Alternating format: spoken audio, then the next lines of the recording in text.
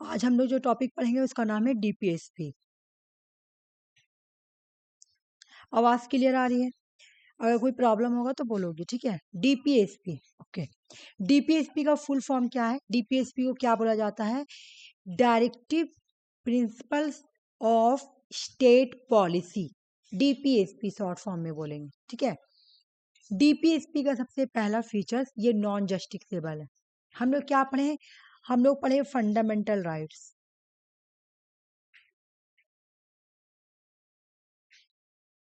हम लोग पढ़े फंडामेंटल ड्यूटीज,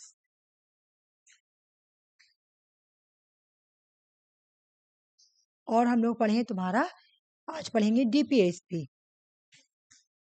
ये दोनों जो है ये नॉन जस्टिसेबल है।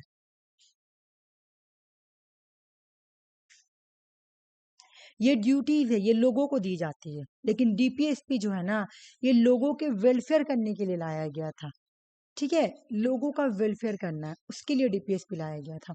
जबकि फंडामेंटल राइट्स क्यों आया? लोगों को प्रोटेक्शन देने के लिए, है ना। तो फंडामेंटल राइट्स अगर तुम्हारा वायलेशन होता है तो तुम सुप्रीम कोर्ट जा सकती हो। तो हम केस भी पढ़ाए, कितना सारा केस फंडामेंटल राइट्स के बेस पे हुआ है कि मेरा फंडामेंटल राइट का वायलेशन हो रहा है ना। लेकिन डीपीएसपी का मैं कोई ऐसा केस पढ़ाई हूँ कि जहाँ पे डीपीएसपी को लेकर कोई गया है कि सर देखिए मेरा डीपीएसपी जो है ना वो वायलेशन हो रहा नहीं। हमेशा कोई जाता तो फंडामेंटल राइट को, क्यों? क्योंकि फंडामेंटल राइट जो वो जस्टिकेबल है। बाकी डीपीएसपी भी जो है वो तुम्हारा नॉन जस्टिकेबल है, मतलब अगर ये तुम्हारा वायलेशन भी हो रहा तो कोई प्रॉब्लम नहीं, तुम कोर्ट नहीं जा सकती हो, ठीक है। जैसे मैं यहाँ पे लिखी हूँ दोनों फंडामेंटल राइट जो है वो जस्टिकेबल है और डीपीएसपी जो है वो नॉन जस्टिकेबल है। इसी को लेकर जैसे मैं उस दिन पढ़ा रही थी कि इसी को लेकर लड़ाई हो रहा था, तो मिनर्वा मिल केस में बोला गया था कि चलो भाई हम किसी को इंपोर्टेंट नहीं देते, दोनों को मेंटेन करके रखना है, ये बात बोला गया था। डीपीएसपी का पर्पस क्या है? Directive principle of state policy का पर्पस क्या है? डीपीएसपी का पर्पस है, इसका पर्पस एम है प्रमोट करना वेलफेयर। और अब मैं तुमको एक स्टोरी सुना रही हूँ कि ये वेलफेयर कैसे हो रहा। जब तुम्हारा इंडिया आजाद नहीं हुई थी ना, तो जो जवाहरलाल नेहरू बोले थे जितने भी तुम्हारा किसान थे, किसान लोग थे, गरीब लोग थे, है ना। कंट्री में तो कितना बैकवर्ड कंट्री था इंडिया पहले। तो बहुत जितने भी गरीब पुअर बैकवर्ड क्लास सबको बोले कि इंडिया की आज़ादी हो जाने के बाद हम आप लोगों का वेलफेयर करेंगे, ठीक है।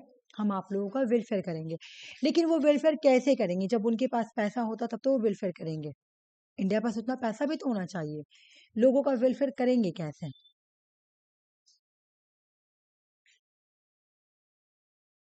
की थी, तो वही बात मैं बोल रही हूँ कि देखो डीपीएसपी का मतलब समझा। जैसे तो हम लोग का टॉपिक में भी लिखा हुआ है कि वेलफेयर स्टेट को पढ़ना है।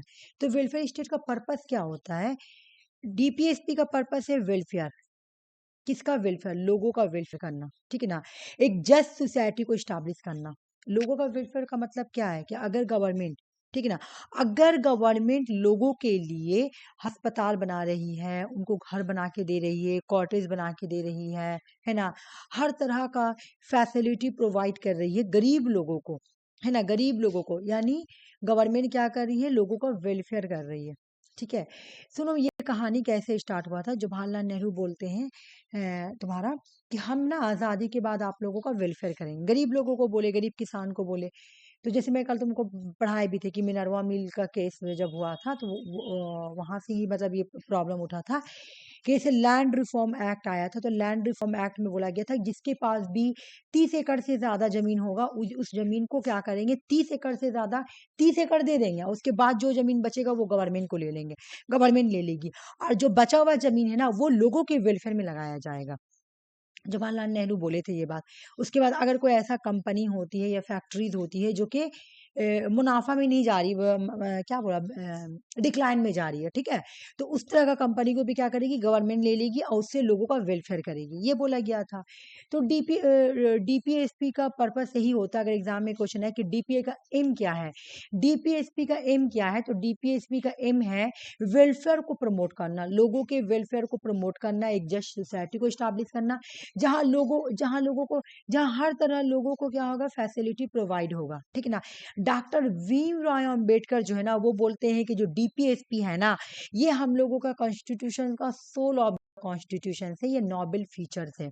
अगर एग्जाम में क्वेश्चन आए कि डीपीएसपी को सोल ऑफ द कॉन्स्टिट्यूशन कौन बोलता है या नोबेल फ्यूचर कॉन्स्टिट्यूशन का कौन बोलता है, तो डॉक्टर भीमराव अंबेडकर जो है वो बोलते हैं कि जो डीपीएसपी है वो हमारे कॉन्स्टिट्यूशन का सोल ऑफ द कॉन्स्टिट्यूशन, ये हमारे कॉन्स्टिट्यूशन का रूह है, एक नोबेल फीचर्स है, ये बोलते हैं डॉक्टर भीमराव अंबेडकर। भीमराव अम्बेडकर को जानती है, जो हम लोग के कॉन्स्टिट्यूशन मेकर है ना। उसके बाद हो गया डीपीएसपी। डीपीएसपी के बारे में फिर कौन क्या बोला ये देखेंगे।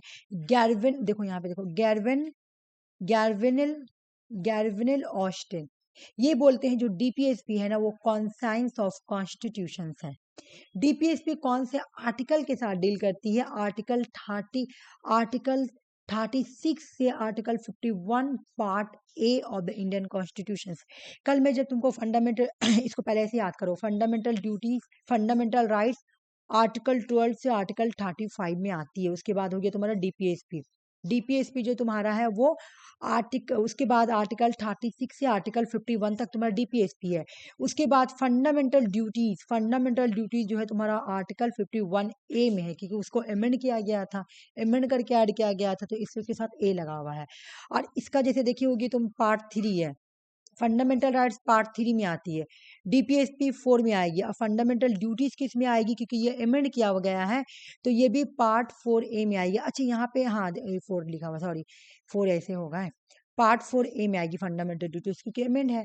तो इसको हम लोग क्या याद करेंगे, डीपीएसपी का आर्टिकल क्या है, आर्टिकल 36 से आर्टिकल 51। मतलब देखो एक मेरी बात सुनो,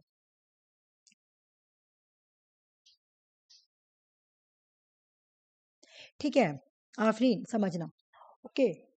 तुम्हारे घर में वाईफाई है आफरीन, तो वाईफाई लगाओ तो फिर ऐसे डिस्टरबेंस क्यों देता है।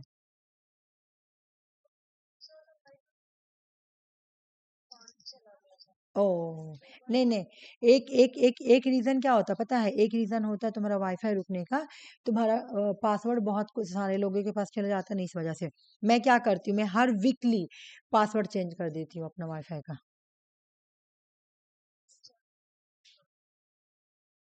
ओ हाँ ये भी बात है, अच्छा। ओ अच्छा कोई बात नहीं, चलो ठीक है कंटिन्यू करते चलो, ठीक है। आफरीन समझना, इसका आर्टिकल क्या है, इसका आर्टिकल जो है आर्टिकल 36 से 51 part 4 of the Indian constitution. देखो ये तो एग्जाम में अगर मैं बोलूँ ना कि 20 बार भी आया हुआ तो कम है, सभी एग्जाम में आता है। डीपीएसपी लिया कहाँ गया से, बोरो कहाँ से किया गया है, डीपीएसपी को बोरो कहाँ से किया गया है, इरिस कॉन्स्टिट्यूशन। और एक और बात सुनो, अगर इरिस लिखा हुआ रहे या एयरलैंड लिखा हुआ रहे, दोनों एक ही कंट्री का नाम है, तो कंफ्यूज मत होना, क्योंकि बहुत सारे क्वेश्चंस पे तुम्हारा इरिस लिखा हुआ रहेगा, बहुत सारे क्वेश्चन में एयरलैंड में अच्छे से लिख दे रही हूँ, एयरलैंड आई है, आर है, ई है, एल है, ए है, एन, इरिस को ही एयरलैंड बोला जाता है। तो इंडिया ने डीपीएसपी कहाँ से लिया है, बोरो कहाँ से किया है, तो तुम्हारा कहाँ से किया है, इरिस कॉन्स्टिट्यूशन या एयरलैंड, ठीक है। मैं ये वाला तुमको बार बार फोकस बिकॉज इसलिए कर रही हूँ क्योंकि ये एग्जाम में बहुत बार आया हुआ है, नेट में तो आए दिन आता है ये क्वेश्चन, नेट में सेट में आए दिन आता है, ऐसा रहता है लोगों का फेवरेट क्वेश्चन है। और नेट सेट में नहीं, हर ही एग्जाम में आता है, ऐसा बात नहीं। देखो मैं तुमको क्या पढ़ाई, फंडामेंटल राइट्स पढ़ाई हूँ, ठीक है। फंडामेंटल राइट्स हम लोग कहाँ से लिए हैं, यूएसए से लिए, याद रखना, ठीक है। फंडामेंटल ड्यूटीज हम लोग कहाँ से लिए हैं, यूएसएसआर से लिए हैं, दोनों में से कोई भी नाम रहेगा हो जाएगा, रशिया यूएसएसआर, ठीक है ना। लेकिन डीपीएसपी कहाँ से लिए, डीपीएसपी हम लोग इरिस कॉन्स्टिट्यूशन से लिए, इरिस या एयरलैंड भी बोलेंगे तो गलत नहीं होगा, ठीक है, समझ में आ गया, ये बात माइंड में रख लो, ठीक है। हम लोग कहाँ से लिए हैं, हम लोग डीपीएसपी कहाँ से लिए हैं, इरिस कॉन्स्टिट्यूशन से लिए हैं या एयरलैंड से लिए, हो गया ये वाला पोर्शन कंप्लीट हो गया। अभी मैं तुमको रिवीजन कराऊंगी, पहले रुक जाओ, पहले हम इसका पढ़ेंगे कौन कौन सा है, पूरा नहीं याद करना, लेकिन कुछ कुछ हम लोग इसमें याद करेंगे, कुछ कुछ, पूरा नहीं, ठीक है। पूरा एग्जाम में आता भी नहीं है, नेट में आता है, इसमें नहीं, इसमें नहीं आएगा।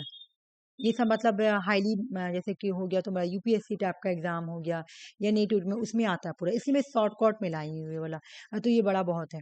देखो क्या हुआ कि डीपीएसपी को 3 पार्ट में बांटा गया। अच्छा रुक जाओ, यहाँ पे मैं ये वाला नहीं लाई हूँ ना पोर्शन, मैं शॉर्ट का नहीं चलते नहीं लाई। देखो डीपीएसपी जो है ना आर्टिकल 36 से आर्टिकल 51 में है, लेकिन इसको 3 पार्ट में बांटा गया है, socialist principles, Gandhian principle and liberal intellectual principle. Exam में तुमसे ये नहीं पूछेगा कि ये बताओ कि ये कौन सा है, सोशलिस्ट है या गांधीयन है लिबरल, ये कभी नहीं पूछता, आज तक कोई एग्जाम में नहीं पूछा है। मैं बता रही हूँ एग्जाम में क्वेश्चन कैसे पूछता है। ठीक है, तो हमको समझ में आ गया डीपीएसपी को 3 पार्ट में बांटा गया है ना, 3 पार्ट में बांटा गया। चलो पहला पार्ट पढ़ते हैं, आ जाओ। पहला पार्ट का नाम है सोशलिस्ट। इसमें से कौन सा आर्टिकल याद करना वो हम लोग के लिए इंपॉर्टेंट है, सोशलिस्ट प्रिंसिपल। ठीक है ना, ये है सोशलिस्ट प्रिंसिपल। ओके, इस प्रिंसिपल का नाम है तुम्हारा सोशलिस्ट। हम लोग क्या पढ़े कि डीपीएसपी को 3 पार्ट में बांटा गया है। ठीक है, एक सेकंड। देखो यहाँ पे तो देखो ये डीपीएसपी 36 से तुम्हारा आर्टिकल 51 तक है, लेकिन सब डीपीएसपी हम लोग नहीं याद करेंगे, कुछ इंपॉर्टेंट हम लोग पढ़ेंगे। ठीक है, जैसे आर्टिकल 31 में लिखा है, तो पहले इसका कीवर्ड समझो। सोशलिस्ट का मतलब क्या है? सोशलिस्ट का मतलब होता है वेलफेयर करना, लोगों का वेलफेयर करना। तो इसमें जो भी बात लिखा हुआ रहेगा ना, वेलफेयर से रिलेटिव ही लिखा हुआ रहेगा, ये बात माइंड में रख लो। इसमें जो भी लिखा हुआ रहेगा वेलफेयर से रिलेटिव बात है। यहाँ हम सारा आर्टिकल पढ़ेंगे, ठीक है ना, लेकिन हम जो इम्पोर्टेंट है उसको रिवीजन भी करेंगे। ठीक है ना, इम्पोर्टेंट कौन है? जैसे ये वाला देखो, पहले ये पढ़ो उसके बाद मैं बता रही हूँ। जैसे प्रमोट करना है क्या, justice and welfare for all citizen, जितने भी सिटीजन है सभी सिटीजन के लिए क्या करना है, वेलफेयर को प्रमोट करना, जस्टिस को प्रमोट करना। ये उतना एग्जाम में नहीं आता है। ठीक है ना, एग्जाम में जो बहुत आता है वो ये है आर्टिकल 39। तो ये तुमको नहीं याद करना, इसके जगह पे ये याद करना, एक छोटा सा वर्ड है यहाँ पे, इसके जगह पे ये याद करना। रुक जाओ, इक्वल। मैं अभी जब पीडीएफ दूंगी ना तो वहां पे मैं यही लिख दूंगी, लेकिन यहाँ पे तुम देखो equal, equal pay, equal pay for equal work. रुक जाओ एक minute, equal pay for equal work, equal pay for equal work for a man and women, for main and women, main and women. ये article 19 में बोला गया है। ठीक है ना, आर्टिकल 19 में क्या बोला गया है कि equal pay for equal work. मतलब अगर देखो ये क्या है, ये तुम्हारी कोई लेडी है और ये तुम्हारा जेंट्स है, ठीक है, दोनों ही काम कर रहे हैं, ठीक है ना, दोनों ही काम कर रहे हैं, दोनों ही काम कर रहे हैं, तो दोनों पे क्या रिस्पॉन्सिबिलिटी बनता है कि दोनों को ही इक्वल काम दिया जाए। दो अगर ये भी दोनों सेम काम कर रहे हैं, ठीक है ना, तो दोनों को सैलरी सेम दिया जाए। Equal pay for equal work for main and women, man और वीमेन इक्वल काम के लिए इक्वल पेमेंट मिलना चाहिए। ठीक है, इससे क्या होगा, लोगों का वेलफेयर होगा, है ना। तो आर्टिकल 39 में क्या लिखा हुआ है, equal pay for equal work for man and women. ये वाला को याद करना, आर्टिकल 39 बहुत आता है एग्जाम में। ठीक है, आर्टिकल 39 बहुत आता है एग्जाम में। आर्टिकल 38 में क्या पढ़े हैं कि प्रमोट करना, क्या प्रमोट करना, जस्टिस को और वेलफेयर को ऑल सिटीजन के लिए। ना याद रहे तो कोई प्रॉब्लम नहीं है, लेकिन जो याद करना वो ये वाला है।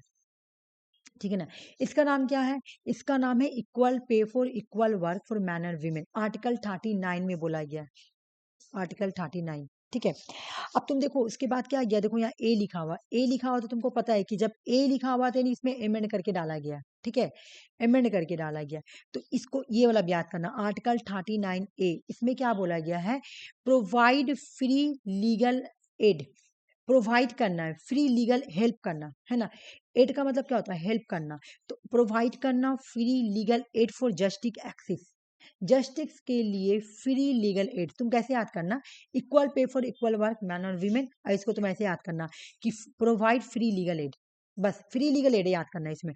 आर्टिकल 39 में फ्री लीगल एड के बारे में बोला गया। ठीक है, उसके बाद right to work and education and public assistance, ये आर्टिकल 41 में बोला गया। देखो अगर मान ले तुम्हारे एग्जाम में आ गया, सुनो मैं इसका ट्रिक बता रही हूँ कि अगर तुम देख रही हो, कल मैं तुमको जब डीपीएसपी क्वेश्चन करा रही थी, जब तुमको मैं फंडामेंटल ड्यूटीज का क्वेश्चन करा रही थी, मैं इसका भी क्वेश्चन आऊंगी। जब मैं फंडामेंटल ड्यूटीज का क्वेश्चन करा रही थी तो तुम एक चीज देखी होगी, अगर क्वेश्चन पूछता है तो फंडामेंटल ड्यूटीज का मिला के पूछेगा और इससे मिला के पूछता है, या फंडामेंटल राइट्स, इन तीनों को ही मिक्स करके क्वेश्चन पूछेगा। मैं फंडामेंटल राइट्स पढ़ाई हूँ, कहीं पर भी नहीं लिखा हुआ राइट टू वर्क, ठीक है, या मैं डीपीएसपी पढ़ाई हूँ, कहीं पर भी नहीं लिखा हुआ राइट टू वर्क या equal pay for equal work, ये सब नहीं लिखा हुआ, या जस्टिस को प्रमोट करना या फ्री लीगल एड इसी में लिखा हुआ है। तो मान लो कि जैसे मैं तुमको ये रटवा रही हूँ आर्टिकल 39A और आर्टिकल 39, तो ये तो तुम्हारे माइंड में रहेगा। और मान लो कि right to work education and public assistance आ गया, मान लो आ गया, बैड लक हो गया, तुम याद करके नहीं गई, तो तुम अब इसको ये कीवर्ड्स याद करना, माइंड में ऐसे करके क्वेश्चन सॉल्व करना कि मैं फंडामेंटल ड्यूटीज पढ़ी, फंडामेंटल राइट्स पढ़ी हूँ, फंडामेंटल राइट्स में कहीं पर भी right to work and education public assistance के बारे में लिखा हुआ है, राइट टू वर्क तो कहीं नहीं लिखा हुआ है फंडामेंटल राइट में, ना फंडामेंटल ड्यूटीज में लिखा हुआ है, ये सिर्फ डीपीएसपी में लिखा हुआ है, वर्क के बारे में, है ना, जस्टिस के बारे में, वर्क के बारे में, ये सब डीपीएसपी में लिखा हुआ है। ठीक है, उसके बाद यहाँ पे देखो, ये भी तुमको याद नहीं करना, एक बार खाली पढ़ लो आर्टिकल 42 में क्या लिखा हुआ है, inspire human work condition and maternity relief. बोला है कि अगर देखो ये लोगों का वेलफेयर के बारे में बात हो रहा है, देखो बोला कि जो लोग काम करते हैं, ठीक है ना, वर्कर जो काम करते हैं ना, उनका कंडीशन ठीक होना चाहिए, जहाँ पे वो काम कर रहे हैं ना, उनका काम करने के लिए हर एक चीज अवेलेबल होना चाहिए। फॉर एग्जाम्पल, उनको वहां पे पीने का अच्छा पानी मिलना चाहिए, है ना, हर एक चीज, थोड़ा आराम करने के लिए जगह भी मिलना चाहिए, खाना वाना खाने के लिए जैसे टिफिन टाइम भी उनको देना चाहिए। तो बोला कि इंस्पायर ह्यूमन वर्क कंडीशन, इंसान को काम करने के लिए उसको अच्छा कंडीशन देना चाहिए। मैटरनिटी रिलीफ का मतलब है कि अगर कोई लेडी काम कर रही है ना, तो वो प्रेग्नेंट है, तो उसका डिलीवरी होने वाला है, तो उसको मैटरनिटी लीव भी दे दो, इससे भी क्या होगा, वेलफेयर होगा। ठीक है ना, उसके बाद बोला प्रमोट कॉटेज इंडस्ट्रीज एंड, एक मिनट, प्रमोट करना cottage industries and work and welfare, एक सेकंड को, तो 43 तो इसमें है, 43 लिविंग कंडीशन,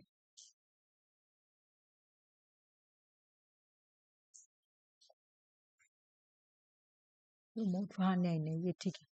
तो गांधीयन प्रिंसिपल में to promote cottage industries individual को बेसिस, मैं यहाँ से ही करा रही हूँ, क्योंकि उसमें मुझे थोड़ा सा लग रहा है कि मैं ऊपर नीचे हो गया, ये ठीक है मेरा, ठीक है, मैं यहीं से करा रही हूँ। ठीक है, तो मैं अभी क्या पढ़ाई आर्टिकल, इसको मैं छोटा ही करके दूंगी, तुम घबराना मत, खाली इसी में से पढ़ लो, क्योंकि उसमें मुझे लग रहा ना कि एक ऊपर नीचे हो गया, जैसे ये 43 तुम्हारा, 43 इसमें लिविंग स्टैंडर्ड और कॉपरेशन नहीं, ठीक है, यहाँ पर आ जाओ, सॉरी, ये थोड़ा सा ऊपर नीचे हो गया, उसमें मुझे लग रहा 43 यहाँ पे लिखा हुआ है टू लिविंग वेज नहीं है, और यहाँ पे 43A है टू, एक मिनट, 40, अच्छा ठीक है, नहीं नहीं 43 दो तरह का है, नहीं नहीं गलत नहीं, चलो आ जाओ, कोई प्रॉब्लम नहीं, आ जाओ। 43 दो तरह का है, ये तुम्हारा सोशलिस्ट में भी आएगा और गांधीयन में भी आएगा, जैसे तुम देखो यहाँ पे मैं दिखा देती हूँ, देखो जैसे 43 देखो लिखा हुआ है to promote cottage industries individual cooperation basis and rural area, देख रही हो ना, 43 गांधीयन प्रिंसिपल के अंदर आ रहा है। ठीक है, उसके बाद ये तुम्हारा सोशलिस्ट प्रिंसिपल के अंदर भी आएगा, देखो, तो ये कोई गलत नहीं है। ठीक है, तो 43 में क्या बोला गया है, आर्टिकल 43 में क्या बोला गया है, प्रमोट करना, किस चीज को प्रमोट करना भाई, तो कॉटेज इंडस्ट्रीज को प्रमोट करना। ठीक है ना, इससे क्या होगा, वर्कर का वेलफेयर होगा। याद करना है तो करो, नहीं करना है तो करो, लेकिन माइंड में बैठा लो कि हम कॉटेज इंडस्ट्रीज के बारे में किसमें पढ़े थे, डीपीएसपी में पढ़े थे, और एग्जाम में तुमसे ऐसे ही पूछेगा इसमें से कौन सा डीपीएसपी है। ठीक है ना, आर्टिकल पूछ लेगा तो हार्ड हो जाएगा क्वेश्चन, तब तुमको करने में प्रॉब्लम होगा। ठीक है, उसका भी मैं एक ट्री बता दूंगी कि कैसे थोड़ा सा माइंड में रखना, लेकिन ये माइंड में ठीक रखना कि हम डीपीएसपी में अलग चीज पढ़े हैं, फंडामेंटल ड्यूटीज में अलग चीज पढ़े हैं, और फंडामेंटल राइट में हम अलग चीज पढ़े हैं। ठीक है, कॉटेज इंडस्ट्रीज के बारे में हम कहाँ पढ़े, डीपीएसपी, है ना।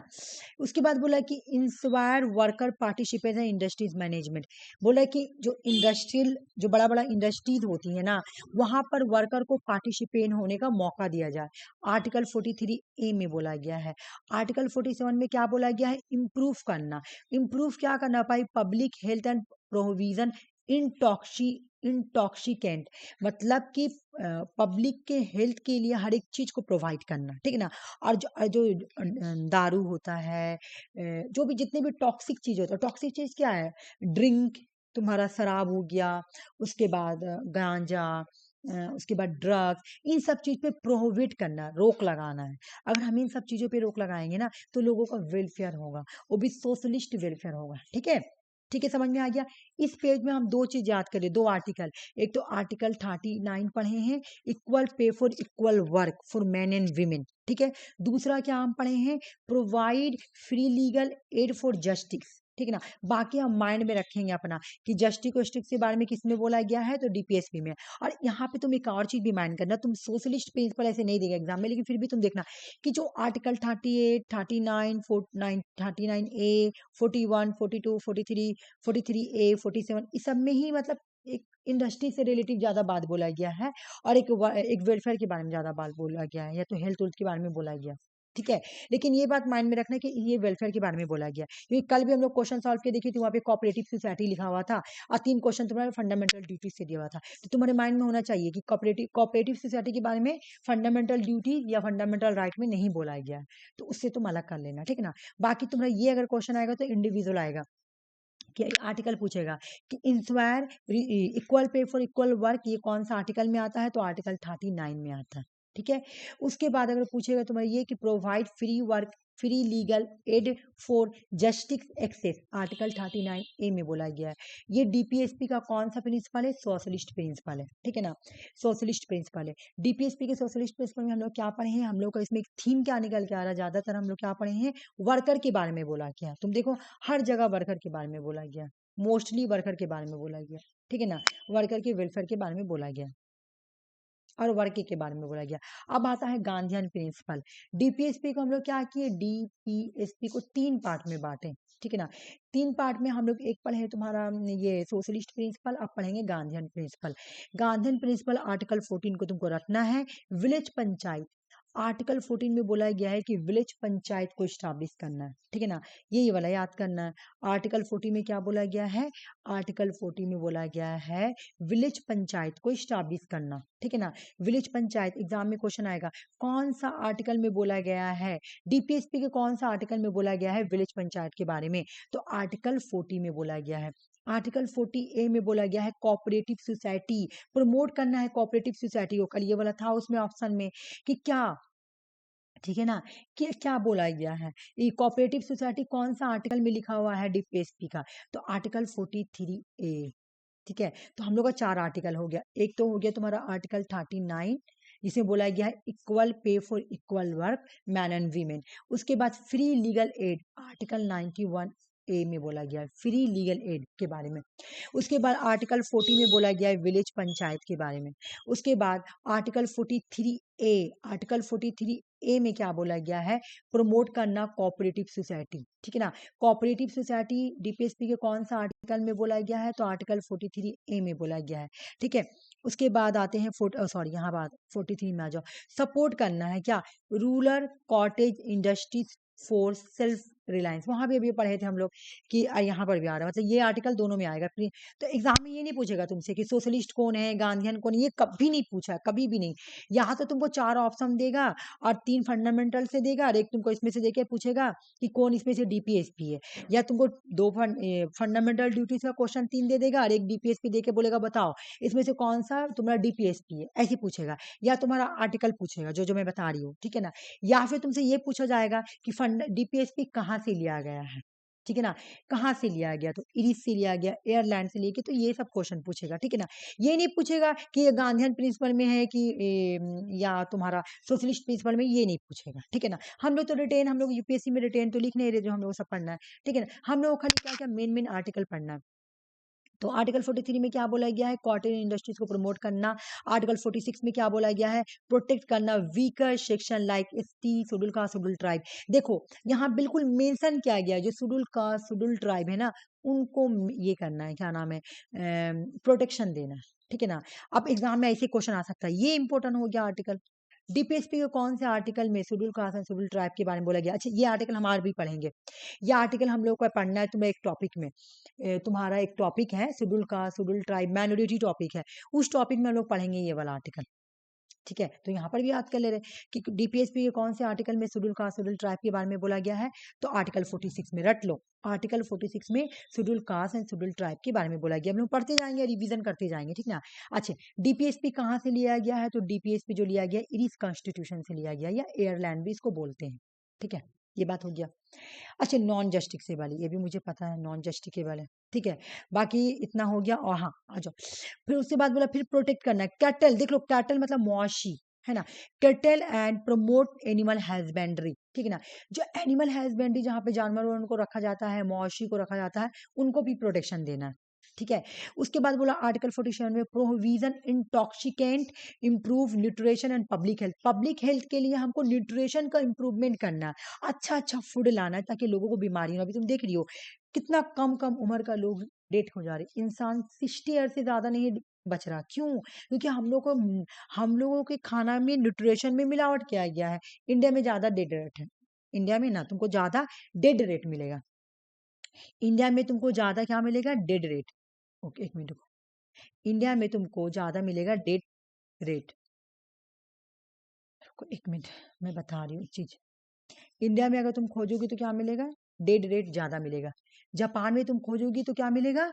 डेड रेट नहीं मिलेगा वहां पे, मतलब वहां पे लोग ज्यादा बहुत बहुत दिन तक जीते हैं, बहुत दिन तक जीते हैं, लेकिन वहां पे पॉपुलेशन का डिक्लाइन हो रहा, मतलब वहां पे बच्चा पैदा नहीं हो रहा, ठीक है। तो बच्चा नहीं पैदा होगा तो पॉपुलेशन नहीं बढ़ेगा, तो वहां पे पॉपुलेशन का डिक्लाइन हो रहा है, यहाँ पे आदमी का डिक्लाइन हो रहा है। इंडिया में क्या हो रहा? डेट का रेशियो बढ़ रहा तेजी से। देखो कैसे, 60 ईयर से ज्यादा लोग जी ही नहीं पाएंगे। वही तुम चल जाओ जापान, जापान में तुमको 100 साल से भी ज्यादा लोग के एज के लोग मिलेंगे, लेकिन वहां पे पॉपुलेशन रुका हुआ है, मतलब वहां पे पॉपुलेशन इंक्रीज नहीं हो रही है। तो वहां पे पॉपुलेशन डिक्लाइन हो रहा है, और हम लोग इंडिया में क्या हो रहा है? डेड रेट जो है ना वो बढ़ रहा है, ठीक है ना।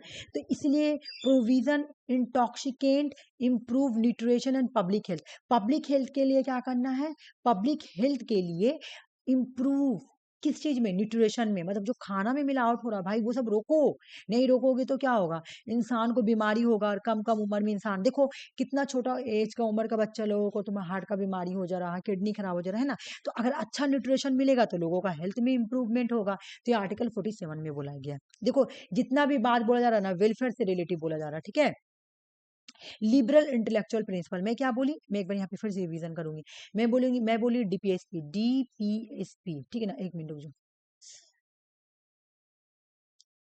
डीपीएसपी, डीपीएसपी को 3 पार्ट में बांटा गया है, ठीक है ना। एक है तुम्हारा सोशलिस्ट प्रिंसिपल, एक है तुम्हारा गांधीयन प्रिंसिपल, और दूसरा है liberal principle, liberal intellectual principle. DPSP के जो सोशलिस्ट प्रिंसिपल में इसमें हम लोग 2 आर्टिकल याद करिए। आर्टिकल 39 में equal pay for equal work के लिए, equal pay for equal work man and women के लिए बोला गया आर्टिकल 39 में। Free legal add article 39A में बोला गया है। गांधीयन प्रिंसिपल में हम लोग 3 आर्टिकल याद किए हैं। कौन कौन सा आर्टिकल याद किए? याद है तुमको? बताओ। एक हम लोग याद किए विलेज पंचायत, हाँ विलेज पंचायत आर्टिकल 40 के बारे में बोला गया है ना, विलेज पंचायत में। उसके बाद तुम्हारा विलेज पंचायत में बोला गया, और उसके बाद तुम्हारा आर्टिकल 43A में क्या बोला गया है? कोऑपरेटिव सोसाइटी के बारे में बोला गया है। उसके बाद आर्टिकल 46 में क्या बोला गया है? Schedule caste and schedule tribe के बारे में बोला गया है, ठीक है। Schedule caste and schedule tribe के बारे में बोला गया है, ठीक है। ओके चलो, मैं क्वेश्चन लाऊंगी। मैं कल इससे रिलेटिव, कल तो संडे है ना, मंडे को मैं क्वेश्चन लेकर आऊंगी डीपीएसपी से रिलेटिव।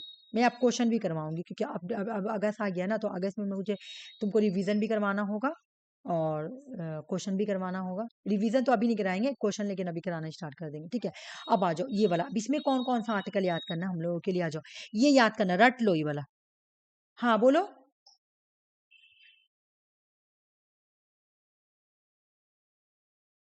हाँ हाँ हाँ, ठीक है। तुम अगर 4:30 बजे भी आओगी तो कोई प्रॉब्लम नहीं है मुझे, ठीक है। मैं 4:30 बजे से तुम्हें क्लास करा दूंगी, ठीक है। अगर हाँ हाँ हाँ, ठीक ठीक ठीक ठीक, ठीक है कोई बात नहीं। तुम आना, मुझे मैसेज कर देना। मैं क्या करूंगी, पहले ही नमाज किताब पढ़ लूंगी। अगर मैं जैसे सामने रूम साफ करती तो पहले ही रूम साफ कर लूंगी। तुम आओगी ना, मुझे मैसेज कर देना कि आप मुझे क्लास करा दीजिए। कम से कम 1 घंटा भी मैं क्लास करा दूंगी तो कोई प्रॉब्लम नहीं, मतलब मैं करा दूंगी। हाँ, मैं ज्यादा कोशिश करूंगी कि 1.5 घंटा कराऊं, लेकिन अगर ना टाइम मिले तो मैं 1 घंटा भी करा दूंगी, ठीक है। ठीक है, ठीक है कोई बात नहीं, अच्छा ठीक है। देखो यूनिफॉर्म सिविल कोड कौन से आर्टिकल में बोला गया? आर्टिकल 44, याद कर लो, रट लो। यूनिफॉर्म सिविल कोड, ठीक है ना।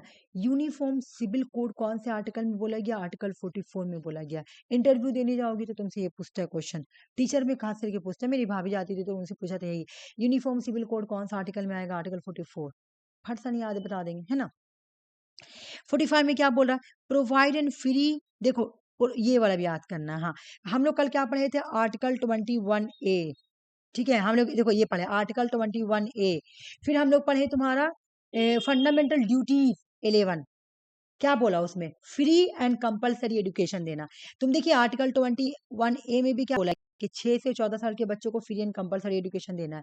उसके बाद फंडामेंटल ड्यूटीज, ये फंडामेंटल राइट्स है, ठीक है, ये फंडामेंटल राइट्स है और ये फंडामेंटल ड्यूटीज है। तो ड्यूटीज का जो 11 ड्यूटीज उसमें क्या बोला गया था? 6 से 14 साल के बच्चे को फ्री एंड कंपलसरी एजुकेशन देना, यही बात बोला गया। आर्टिकल 45 में भी यही बोला गया है, देख लो। बोला गया फ्री, फ्री प्रोवाइड करना, free early childhood care and education, बस वही बोला गया, फ्री एंड कंपलसरी एजुकेशन देना है। आर्टिकल 45 में बोला गया, ठीक है। आर्टिकल 45 में बोला गया। आर्टिकल 48 में क्या बोला गया है? प्रमोट करना है मॉडर्न एग्रीकल्चर एनिमल हस्बेंड्री, याद हो रहा तो करो, तो कोई प्रॉब्लम नहीं है। आर्टिकल 48A, ये याद करना, प्रोटेक्ट इन्वायरमेंट वाइल्ड लाइफ, हम लोगों के लिए ना वाइल्ड लाइफ को प्रोटेक्शन देना है, ठीक है ना। मतलब जितने भी जंगली जानवर हैं, हम लोग का जंगल है, फॉरेस्ट है, एनिमल है, उनको प्रोटेक्शन देना है, इन्वायरमेंट को प्रोटेक्शन देना है। किसमें? आर्टिकल 48A में, ठीक है। उसके बाद आर्टिकल 49 में क्या बोला गया है? प्रिजर्व करना हिस्टोरिकल मोनूमेंट्स। मोनूमेंट्स मतलब क्या? तुम्हारा वही वाला, ये थोड़ा तुम्हारा इससे मैच खा जाएगा फंडामेंटल ड्यूटी से। हाँ, हिस्टोरिकल मोनूमेंट जैसे लाल किला हो गया, ताजमहल हो गया, जंतर मंतर हो गया, इनको प्रोटेक्शन देना आर्टिकल 49 में। आर्टिकल 50 में क्या बोला गया है? सेपरेट करना है किसको? ये वाला जुडिशरी, तुम देख रही हो, जुडिशरी को एग्जीक्यूटिव से अलग रखना है। हम ये पढ़े थे कि जुडिशरी को एग्जीक्यूटिव से अलग रखना है। ये कौन सा आर्टिकल में बोला गया? आर्टिकल 50 में बोला गया। ये वाला तुमको याद करना, आर्टिकल 51। आर्टिकल 51 में बोला गया है promote international peace and law. आज मैं बता रही हूँ, मान लो इंडिया को चाइना के साथ पीस के लिए कोई ट्रीटी करना है, ठीक है ना। इंडिया को कुछ बोल रही, बोलो, हेलो, नहीं ना, अच्छा ठीक है, ओके ओके, कोई प्रॉब्लम नहीं, ठीक है। सुनो, क्या हुआ कि ये वाला तुमको याद करना है, ठीक ना, promote international peace and law, ठीक है ना। सबसे लास्ट वाला आर्टिकल, सबसे लास्ट वाला आर्टिकल, डीपीएसपी के सबसे लास्ट वाला आर्टिकल में क्या बोल रहा है कि प्रमोट करना है क्या? इंटरनेशनल पीस एंड लॉ, ठीक है, इंटरनेशनल पीस एंड लॉ। हाँ बोलो। ओ, स्क्रीन चला गया था, अच्छे, ठीक है, कोई प्रॉब्लम, अच्छा ठीक है। मेरे साइड से तो देखो, मेरे साइड से तो है, मुझे लगा तुम्हारे साइड से इंटरनेट प्रॉब्लम हो रहा। ठीक, हाँ, अच्छा ठीक है, ठीक है, कोई बात नहीं। देखो अगर छूट जा रहा भी तो कोई बात नहीं, तुम वीडियो ना स्पीड में करके एक बार देख लिया करना, ठीक है ना। वैसे तो मैं फिर इसको रिवीजन कराऊंगी, लेकिन फिर भी ऐसा नहीं कि मैम तो रिवीजन कराएगी, हो सके कोई छूट जाए रिवीजन से, ना करा पाऊँ तो फिर वो एग्जाम में आ जाएगा तो अफसोस रह जाएगा कि हुआ था लेकिन इंटरनेट की वजह से मेरा छूट गया, तो ये बात बोल रही, ठीक है ना, ठीक है ना। यहाँ पे देखो ये वाला में ना तुमको 4 प्रिंसिपल याद करने, एक तो तुमको यूनिफॉर्म सिविल कोड, आर्टिकल 45 में क्या बोला गया है? फ्री एजुकेशन देना। उसके बाद आर्टिकल 48 में उतना याद नहीं करना, आर्टिकल 40 ये भी मत करो, छोड़ो, उतना मैं बर्डन नहीं दे रही हूँ, तुम ये याद करना 50 वाला। और आर्टिकल 51 और article 50, separate judiciary from executive. Executive क्या? जो तुम्हारा होता है ना गवर्नमेंट का 3 ऑर्गेन, एग्जीक्यूटिव, लेजिस्लेशन और जुडिशरी, ठीक है, इन तीनों को अलग रखना है। ये ना इसके काम में इंटरफेयर कर सकती है, ये ना इसके, ये ना इसके, ये ना इसके, हालांकि जुडिशरी इंटरफेयर करती है। तो इसी को बोला गया आर्टिकल 50 में, ठीक है। लेकिन प्रमोट करना इंटरनेशनल पीस एंड लॉ, मान लो कि इंडिया को चाइना के साथ कोई पीस ट्रीटी साइन करना है, या यूएस के साथ कुछ करना है, कोई लॉ साइन करना है, तो वो कौन सा आर्टिकल के अकॉर्डिंग करेगा? आर्टिकल 51, ठीक है। आर्टिकल 51 के अकॉर्डिंग क्या किया जाता है? Promote international peace and law. China के साथ लड़ाई हो या पाकिस्तान के साथ लड़ाई हो और हम लोग कोई पीस ट्रीटी को साइन कर रहे हैं, तो कौन सा आर्टिकल में आएगा? आर्टिकल 51 में आएगा, ठीक है। बस हो गया डीपीएसपी, बस मैं एक बार रिवीजन कराऊंगी डीपीएसपी तुमको। मुझे पता है थोड़ा हौच पौच हो गया होगा तुम्हारा माइंड, रुक जाओ मैं यहाँ पे कराती हूँ, ये वाला मैं कराती हूँ। देखो, सबसे पहले तो मैं एकदम इम्पोर्टेंट इम्पोर्टेंट चीज बोलूंगी, ठीक है। डीपीएसपी, डीपीएसपी एकदम अच्छा से देखना। डीपीएसपी क्या है? नॉन जस्टिफिकेबल है। सबसे पहला क्वेश्चन एग्जाम में यही आएगा। अच्छे, तुम मान लो कि इंटरव्यू देने गए, तुमसे पूछ लेगा कि डीपीएसपी नॉन जस्टिफिकेबल या फंडामेंटल, तो तुम बोलना कि डीपीएसपी। तो क्यों? क्योंकि डीपीएसपी अगर मेरा वॉयलेशन होगा, मतलब डीपीएसपी अगर मेरा पूरा नहीं होता या मेरा वॉयलेशन हो रहा है डीपीएसपी का, तो मैं उसके लिए कोर्ट नहीं जा सकती हूँ, इसलिए वो नॉन जस्टिफिकेबल है। एक हो गया। डीपीएसपी हम लोग लिए कहाँ थे? इसको बोरो कहाँ से किया गया था? डीपीएसपी को बोरो कहाँ से किया गया था? Iris constitution. हाँ, इरिस। हाँ, इरिस कॉन्स्टिट्यूशन या एयरलैंड। हाँ, एयरलाइन या इडिस कॉन्स्टिट्यूशन, जो भी बोलो, ठीक है। एक हो गया। ये इंपॉर्टेंट चीज तो वो रटना है। तीसरा तुमको ये याद करना है, डीपीएसपी का गोल क्या है, एम क्या है, पर्पस क्या है। ये गोल बताओ। वेलफेयर, वेलफेयर करना, ठीक है। हो गया। एक सेकंड रुक जाओ। इनको सोल कौन बोला? डीपीएसपी को सोल कौन बोला? सोल ऑफ द कॉन्स्टिट्यूशन या नोबेल फ्यूचर कौन बोला? डॉक्टर भीमराव अंबेडकर बोलते हैं, है ना, कि ये क्या है, ये तुम्हारा सोल ऑफ द कॉन्स्टिट्यूशन है ना। डॉक्टर भीमराव अंबेडकर बोलते हैं। ये तो बहुत धीमा हो गया। अंबेडकर बोलते हो गया। उसके बाद नेक्स्ट क्वेश्चन है तुम्हारा, इसका आर्टिकल कहाँ से कहाँ तक है? आर्टिकल बताओ। हाँ, आर्टिकल 36 से आर्टिकल 41, बिल्कुल सही बोली, ठीक है ना। हो गया। उसके बाद हम कुछ कुछ आर्टिकल के बारे में यहाँ पे लिखते हैं, इंपॉर्टेंट आर्टिकल, ठीक है ना। तुम मुझे बताना, मैं बोलूंगी, तुम मुझे बताना, ठीक है ना। तुम मुझे बताना, मैं बोलूंगी बोलूंगी। एक सेकंड, जस्ट मिनट। मैं लिखूंगी, तुम आर्टिकल बताना है। रुक जाओ, पूरा पूरा मुझे लिख लेने दो। Equal pay for equal work for main and women. ये कौन सा आर्टिकल में आती है बताओ, आर्टिकल नंबर बताओ। बिल्कुल सही बोली, 39। हाँ, बिल्कुल, वेरी गुड। तुम चलो अच्छा याद की, ठीक है ना। उसके बाद नेक्स्ट मैं बता पूछती हूँ। नेक्स्ट है तुम्हारा कि फ्री लीगल एड, ये बताओ, ये कौन सा आर्टिकल में आएगी? 39A। हाँ, बिल्कुल तुम सही बोली, आर्टिकल 39A। दम वेरी गुड, बहुत अच्छा बोली। उसके बाद आते हैं नेक्स्ट क्वेश्चन। ये तो हो गया पहला वाला पार्ट का, दो याद किए थे वहां से हम लोग। उसके बाद मुझे बताओ कि विलेज पंचायत कौन सा आर्टिकल में बोला गया, विलेज पंचायत के बारे में? हाँ, 40, बिल्कुल सही बोलिए। आर्टिकल 40 में क्या बोला गया है? विलेज पंचायत के बारे में। एकदम सही बोली, बिल्कुल एकदम सही बोली। अब नेक्स्ट क्वेश्चन मुझे बताओ, रुक जाओ एक सेकंड में पूछ रही हूँ, कि प्रमोट करना है कोऑपरेटिव सोसाइटी। अच्छा, मैं खाली कोऑपरेटिव सोसाइटी लिख रही हूँ, रुक जाओ। कोऑपरेटिव सोसाइटी कौन सा आर्टिकल में है?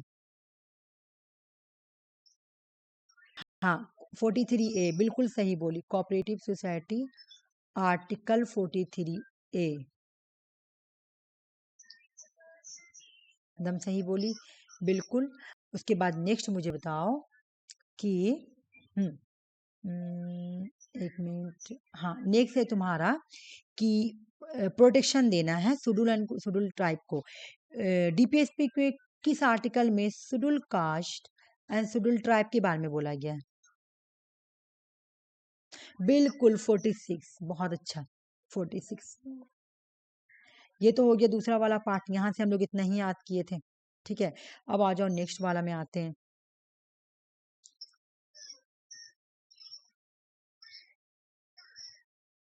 एक हो गया, 1 नंबर है, ये हो गया 2 नंबर, ये हो गया 3 नंबर, और ये हो गया तुम्हारा 4 नंबर, ठीक है, ठीक है।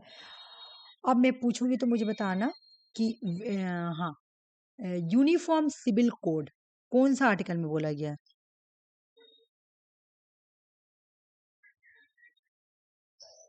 यूनिफॉर्म सिविल कोड, तुम्हारी आवाज नहीं आ रही है। यूनिफॉर्म सिविल कोड कौन सा आर्टिकल में बोला गया है? नहीं, 44, 44। ये बहुत इंपॉर्टेंट है, ये बहुत ही इंपॉर्टेंट है। ठीक है, uniform civil code article 44। Uniform civil code कहाँ पर है लागू? तो गोवा में है। इसका मतलब क्या है?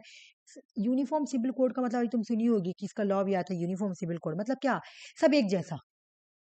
अगर यूनिफॉर्म सिविल कोड इंडिया में लागू हो जाएगा ना, तो हम लोग को फिर, जैसे हम लोग नकाब लगाते हैं, ठीक है, तो हम लोग को नकाब नहीं लगा सकते, क्योंकि इंडिया का जो कानून, इंडिया का जो लॉ है, जो फॉलो वही सब फॉलो करेगा। जैसे कि मेजोरिटी क्या फॉलो कर रहा है कि नकाब नहीं लगाने, तो हम लोग को भी नकाब नहीं लगाना पड़ेगा अगर यूनिफॉर्म सिविल कोड आ जाएगा तो। ठीक है, यूनिफॉर्म सिविल कोड का मतलब सबका एक कोड रहेगा। कॉलेज यूनिवर्सिटी में कोई नकाब लगा के नहीं जा सकता, सब विदाउट निकाब जाओ। यूनिफॉर्म सिविल कोड का मतलब ये है, सब एक जैसा।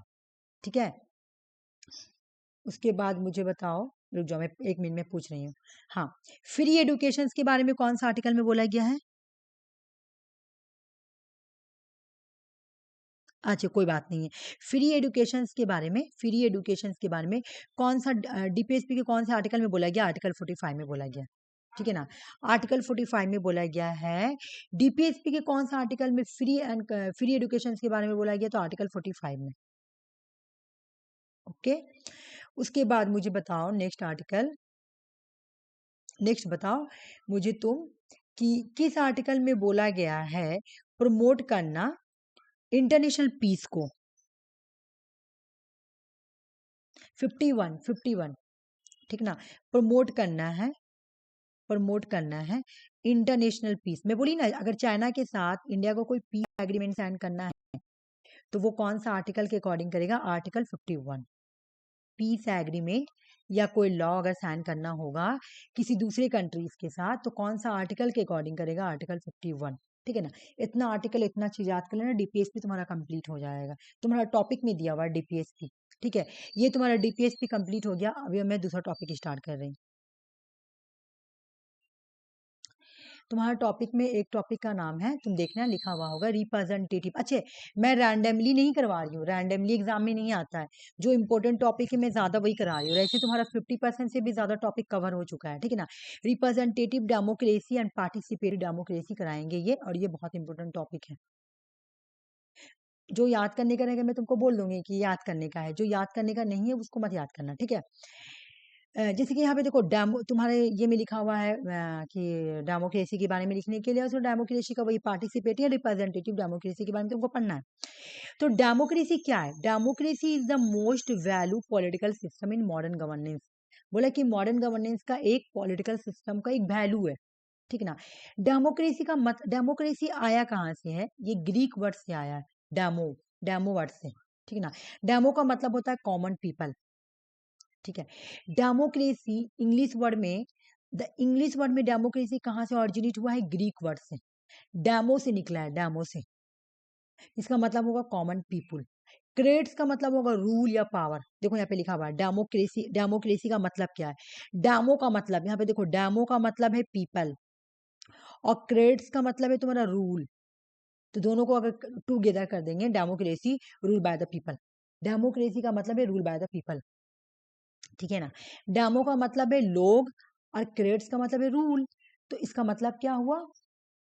हाँ बोलो, कुछ बोल रही हो क्या? अच्छा ठीक, मैं, ओके ओके, मैं क्या बोल रही हूँ कि डेमोक्रेसी का मतलब क्या है समझना। डेमो दो वर्ड से मिलके बना है। इसको ऊपर वाला को मत ध्यान दो, छोड़ो, रहने दो। यहाँ पे देखो, ये पिक्चर देखो, पिक्चर में क्या बोल रहा? पिक्चर में बोल रहा तुमको ये बात कि डेमो जो है ना, डेमो, ठीक है, ये जो डेमोक्रेसी है ना, दो वर्ड से मिलके बना है। एक का नाम है डेमो, और एक का नाम है क्रेट्स। डेमो का मतलब होता है पीपल, और क्रेट्स का मतलब होता है रूल। तो हम दोनों को मिलाएंगे तो बोलेंगे क्या? Rule by the people. अगर तुमसे कोई पूछे एक वर्ड में बताओ डेमोक्रेसी का मतलब क्या होगा? Rule by the people. ठीक है ना, डेमो का मतलब पीपल, क्रेट्स का मतलब rule, rule by the people. मतलब लोगों के जरिए रूल किया जा रहा है। अगर मैं अपने लैंग्वेज में बोलूँ तो लोगों के जरिए रूल किया जा रहा है, ठीक है ना। एक बहुत ही इंपॉर्टेंट थे डेमोक्रेसी के थिंकर जिसका नाम था इब्राहम लिंकन। ये बोलते हैं कि डेमोक्रेसी क्या है, government of the people by the people for the people.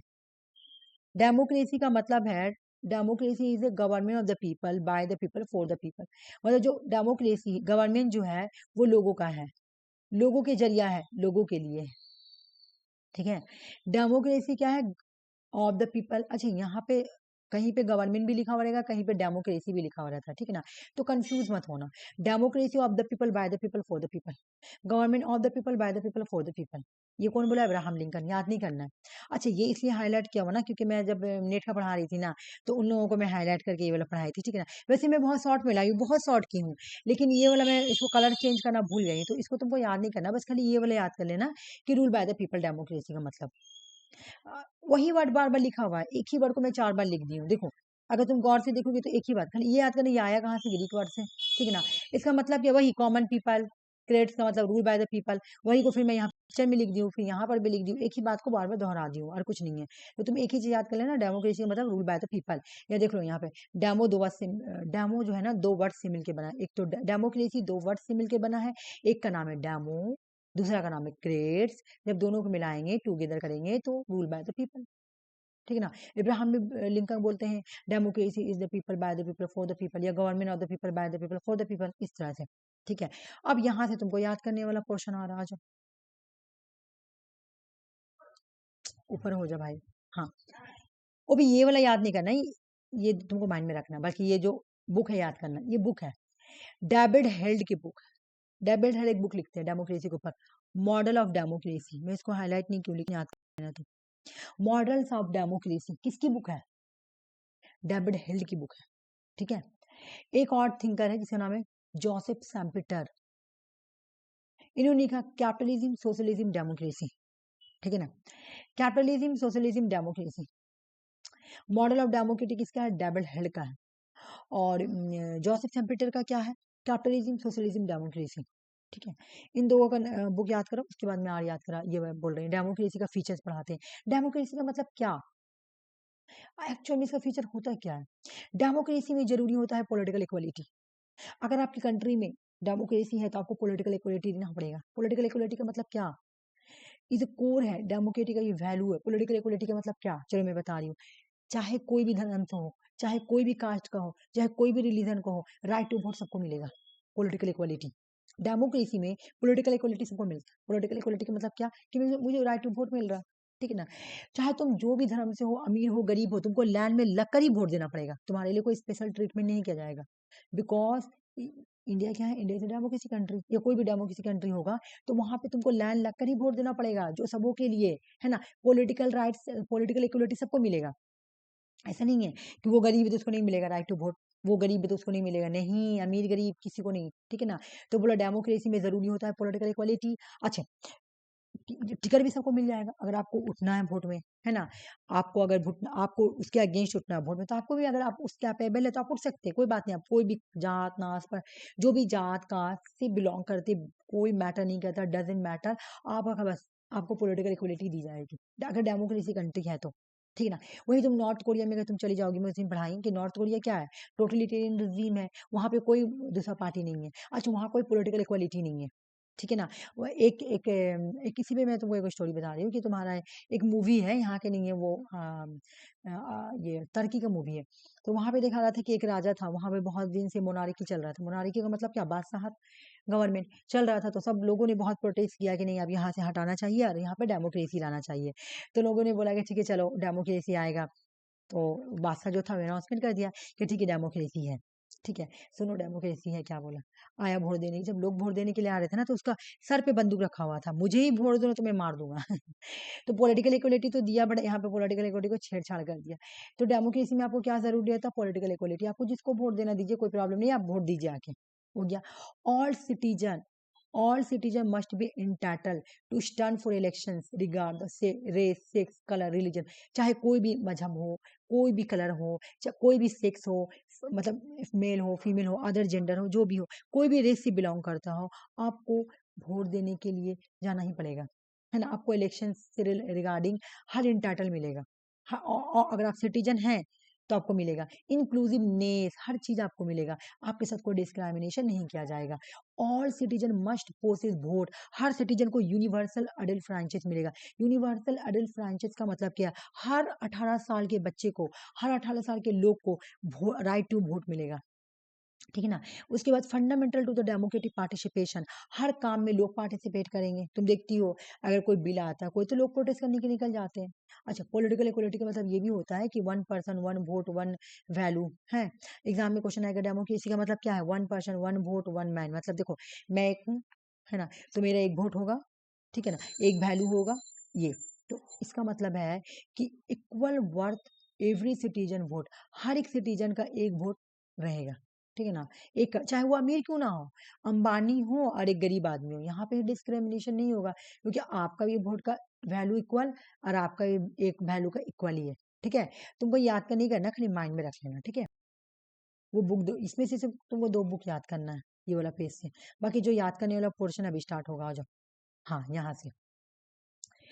Democracy कितनी तरह की होती है? डेमोक्रेसी दो तरह की होती है, एक होती है डायरेक्ट डेमोक्रेसी, एक होती है इनडायरेक्ट डेमोक्रेसी। डायरेक्ट डेमोक्रेसी में लोग डायरेक्ट जाते हैं, अभी मैं पिक्चर दिखाऊंगी समझ में आ जाएगा। दो तरह के डायरेक्ट डेमोक्रेसी, दो तरह, देखो डेमोक्रेसी का बहुत टाइप है, बहुत प्रोटेक्टिव ये वो नहीं, लेकिन तुम्हारा सिलेबस में सिर्फ यही दो गो परजेंट है। इसको रिप्रेजेंटेटिव डेमोक्रेसी बोला जाता है, ये पार्टिसिपेटरी डेमोक्रेसी बोला जाता है। तो तुम्हारा सिलेबस में ये लिखा हुआ है कि पार्टिसिपेटरी डेमोक्रेसी और रिप्रेजेंटेटिव डेमोक्रेसी। तो डायरेक्ट डेमोक्रेसी को हम लोग पार्टिसिपेटरी डेमोक्रेसी बोलते हैं, और इनडायरेक्ट डेमोक्रेसी को हम लोग रिप्रेजेंटेटिव डेमोक्रेसी बोलते हैं। और तुम अपना जाकर सिलेबस देखना, सिलेबस में साफ साफ लिखा हुआ है कि participatory democracy and representative democracy को एक्सप्लेन करो, ठीक है। तो हम क्या पढ़ेंगे कि डेमोक्रेसी का दो टाइप है। अभी मैं वो भी सब पढ़ाऊंगी, ऐसा बात नहीं है। एक को बोला जाता है डायरेक्ट डेमोक्रेसी और दूसरे को बोला जाता है इनडायरेक्ट डेमोक्रेसी, फौरन याद हो गया, है ना। अच्छा, इनडायरेक्ट डेमोक्रेसी भी दो टाइप की होती है, इनडायरेक्ट डेमोक्रेसी भी दो टाइप की होती है, देख लो। एक होता है पार्लियामेंट्री फॉर्म ऑफ गवर्नमेंट और एक होता है प्रेसिडेंशियल फॉर्म ऑफ गवर्नमेंट। अब बताओ इंडिया में क्या है? Parliamentary form of government. अगर एग्जाम में क्वेश्चन आए कि इंडिया में कौन सा फॉर्म ऑफ गवर्नमेंट है? Parliamentary form of government. क्यों? क्योंकि यहाँ पे हेड कौन होता है? पीएम हेड होता है ना, यहाँ पे PM head, Narendra Modi head है। लेकिन जहाँ पे प्रेसिडेंशियल फॉर्म ऑफ गवर्नमेंट पाया जाता है ना, ये यूएस में होता है, ठीक है। तो यूएस में जो हेड होगा ना, वो कौन होगा? प्रेसिडेंट होता है। जैसे अभी डोनाल्ड ट्रम्प, वहाँ पे प्राइम मिनिस्टर नहीं होता, वहाँ प्रेसिडेंट होता है, तो इसलिए वहाँ प्रेसिडेंशियल फॉर्म ऑफ गवर्नमेंट है। हम क्या पढ़े? हम पढ़े डेमोक्रेसी की दो टाइप है, एक को बोला जाता है डायरेक्ट डेमोक्रेसी, एक को बोला जाता है इनडायरेक्ट डेमोक्रेसी। अब इनडायरेक्ट डेमोक्रेसी के दो टाइप है, एक है पार्लियामेंट्री फॉर्म ऑफ गवर्नमेंट और दूसरा है प्रेसिडेंशियल फॉर्म ऑफ गवर्नमेंट। और एक और बात, मैं ये दोनों ही पढ़ा चुकी हूँ, ये दोनों ही मैं स्टार्टिंग में पढ़ा चुकी हूँ। मे भी तुम क्लास में थी कि नहीं थी मुझे नहीं याद, लेकिन इसका वीडियो डाला हुआ है, ठीक है। मैं तुम्हारे लिए मतलब सुषमा भी थी और तुम भी थी, तो मैं ये पढ़ाई थी पार्लियामेंट्री फॉर्म ऑफ गवर्नमेंट किसको बोलते हैं और प्रेसिडेंशियल किसको बोलते हैं। लेकिन फिर भी मैं यहाँ पे एक बार एक्सप्लेन कर देती हूँ। पार्लियामेंट्री फॉर्म ऑफ गवर्नमेंट में पीएम हेड होता है, प्रेसिडेंशियल फॉर्म ऑफ गवर्नमेंट में प्रेसिडेंट हेड होता है, ठीक है। पार्लियामेंट्री फॉर्म ऑफ गवर्नमेंट कहाँ पर है? तो इंडिया में है। और प्रेसिडेंशियल फॉर्म ऑफ गवर्नमेंट तुमको कहाँ मिलेगा? वो यूएस में मिलेगा। एग्जाम में क्वेश्चन आता है कि कहाँ पर है presidential form of government? US में। Parliamentary form of government India में है, ठीक है। ये हमको समझ में आ गया चार्ट। अब हम चलते हैं दूसरी तरफ अपना। ये देखो, अब हम तुमको समझाएंगे, ये तुमको याद नहीं करना, समझने के लिए मैं पिक्चर लाई हूं। देखो, डायरेक्ट डेमोक्रेसी किसको बोलते हैं? तुम देखिए ये लोग हैं, ठीक है। लोग वोट देने डायरेक्ट जा रहे हैं, देख लो, डायरेक्ट वोट देने जा रहे हैं, वोट डायरेक्ट जा रहे हैं। जो भी लॉ बनेगा, जो भी रूल्स बनेगा, जो भी प्राइम मिनिस्टर को चूज किया जाएगा, लोग डायरेक्ट वोट देंगे, देख लो, डायरेक्ट, कोई बीच में नहीं आ रहा, ठीक है ना। लेकिन रिप्रेजेंटेटिव डेमोक्रेसी में क्या होता है? जहाँ पे इनडायरेक्ट डेमोक्रेसी होता है, जहाँ पे रिप्रेजेंटेटिव डेमोक्रेसी होता है, देख लो लोग हैं, है ना। लोग क्या करेंगे? अपना एक रिप्रेजेंटेटिव को चूज करते हैं, वही जाके प्राइम मिनिस्टर को चूज करते हैं। हम लोग प्राइम मिनिस्टर को डायरेक्ट थोड़ी चूज करते हैं, नहीं। हम लोग क्या करते हैं, जो भी एमपीज उठते हैं, मतलब ऐसा होता है ना कि हाँ, आसनसोल से कौन उठा? एमएलए होता है ना, आसनसोल से कौन उठा? मेंबर ऑफ लेजिस्लेटिव असेंबली, कौन उठा? तो जिसको उठा हम लोग उसको वोट देंगे। अब वो जाके अपना चुनता है प्राइम मिनिस्टर, है ना। तो हम लोग अपना एक रिप्रेजेंटेटिव को चूज करते हैं। मतलब रिप्रेजेंटेटिव डेमोक्रेसी में क्या होता है? लोग डायरेक्ट नहीं जाते, इनडायरेक्ट। देखो, इनडायरेक्ट का मतलब क्या होता है? देखो, अगर तुमको जाना होगा कहीं, तुम ऐसे गई डायरेक्ट चली, मान लो ये घर है, ठीक है, ये घर है, और तुम क्या की, तुम यहाँ पे डायरेक्ट चल गई, हम बोलेंगे कि आफरीन ना डायरेक्ट गई, आफरीन ना ए घर से बी घर में डायरेक्ट गई, ठीक है ना। लेकिन अगर तुम ऐसे जाती ऐसे जा रही हो, पहले तुम यहाँ पे गई, उसके बाद इसके सहारा से यहाँ पे गए, तो मैं क्या बोलूंगी कि आफरीन जो है ना बी घर में इनडायरेक्ट गई है, किसी का सहारा लेकर गई है। तो उसी तरह जब रिप्रेजेंटेटिव डेमोक्रेसी या इनडायरेक्ट डेमोक्रेसी में क्या होता है, हम लोग जो वोट देते हैं ना, हम लोग डायरेक्ट जाके प्राइम मिनिस्टर को नहीं चूज करते हैं, हम लोग एमएलए को चूज करते हैं, एमपी को चूज करते हैं, तो वो लोग जाके हम लोगों के लिए प्राइम मिनिस्टर चूज करते हैं। हम लोग अपना रिप्रेजेंटेटिव को इलेक्ट करते हैं, वो लोग जाके लोकसभा में चूज करता है, अपना पार्टी को अपना समर्थन देता है, ठीक है। मान लो कि हम लोग अगर ऐसे करें कि हम लोग जैसे कि अपना समर्थन क्या करते हैं, हम लोग मोस्टली टीएमसी को ही देता है, सारे ही यहाँ के लोग टीएमसी को देता है, ठीक है। तो टीएमसी टीएमसी को हम लोग दे दिया, और टीएमसी को जाके अपना वहां पे समर्थन देना है, या तो अपना खुद का रखेगी या तो किसी को देगी। अगर वहाँ टीएमसी जाके चेंज हो जाए और जाके कॉल्यूशन गवर्नमेंट बना ले बीजेपी से, तो हम लोग को तो धोखा लग जाएगा ना, क्योंकि हम लोग की डायरेक्ट प्राइम मिनिस्टर को चूज नहीं कर पा रहे, हम लोग अपना पार्टी चूज कर रहे हैं, ठीक है ना। हम लोग टीएमसी को चूज करते हैं, टीएमसी जाके वहां पे अपना वोट देती है, जिसको देने का मन देगी ना तो अपना पसंद रखेगी, ठीक है। लेकिन अगर टीएमसी जाके हम साथ धोखा कर दे, वोट तो हम लोग से ले ली, हम लोग तो टीएमसी को वोट दिए, है ना, टीएमसी को वोट दी कि टीएमसी ही रहेगी, इसी को हम लोग अपना एमएलए बनाएंगे। अब हो सके वो जाए लोकसभा में और अपना जितना सीट है वो कॉल्यूशन गवर्नमेंट बना ले बीजेपी के साथ, ठीक है। तो ये तो धोखा हो गया, क्योंकि धोखा तो मिलेगा, क्योंकि हम लोग तो डायरेक्ट नहीं चूज कर रहे हैं, यहाँ तो हम लोग का एक रिप्रेजेंटेटिव है, हम लोग इसको चूज करेंगे, वो हम लोग का बिहाफ में जाके चूज करेगा, जो भी प्राइम मिनिस्टर बना जिसको भी। तो रिप्रेजेंटेटिव डेमोक्रेसी में प्राइम मिनिस्टर कैसे चूज किया जाता है, इनडायरेक्ट डेमोक्रेसी। इनडायरेक्ट कैसे, हम लोग अपना रिप्रेजेंटेटिव को चूज करते हैं, वो लोग जाके पीएम को चूज करता है, वो भी कैसे चूज करेगा, जो उनको वोट मिला वो जाके समर्थन दे दिया कि सर हम आपके साथ हैं, हम आपके साथ हैं, हाँ साथ है ना, ठीक है चलो अच्छा बात है, तुम मेरे साथ हो तो चलो अच्छा मेरा वोट बढ़ेगा, ठीक है, इस तरह से, ठीक है। तो और यहाँ पे लेकिन लोग डायरेक्ट जाएगा, जो भी प्राइम मिनिस्टर को चूज करना है ए बी सी डी किसी को भी, डायरेक्ट जाके बोलेगा मुझे ए चाहिए, डायरेक्ट जाके बोलेगा मुझे बी चाहिए, डायरेक्ट जाके बोलेगा सी चाहिए, तुम देख रही हो ना। इस तरह से डायरेक्ट डेमोक्रेसी में होता है। इनडायरेक्ट डेमोक्रेसी में हम लोग अपना रिप्रेजेंटेटिव चूज करते हैं, और मेरे बिहाफ में मेरे रिप्रेजेंटेटिव जाके हम लोगों के लिए प्राइम मिनिस्टर को चूज करता है, ठीक है। ये बोला गया, समझ में आ गया डायरेक्ट डेमोक्रेसी इनडायरेक्ट डेमोक्रेसी किसको बोलते हैं। अब फीचर्स पढ़ेंगे जो कि एग्जाम में आता है, ये सब तुम लोगों को पढ़ना है। देखो डायरेक्ट डेमोक्रेसी का नाम देखो कितना नाम है, डायरेक्ट डेमोक्रेसी को पार्टिसिपेटरी डेमोक्रेसी भी बोलते हैं रुझान, डायरेक्ट डेमोक्रेसी को पार्टिसिपेटरी डेमोक्रेसी बोलते हैं, डायरेक्ट डेमोक्रेसी बोलते हैं, और प्योर डेमोक्रेसी बोलते हैं।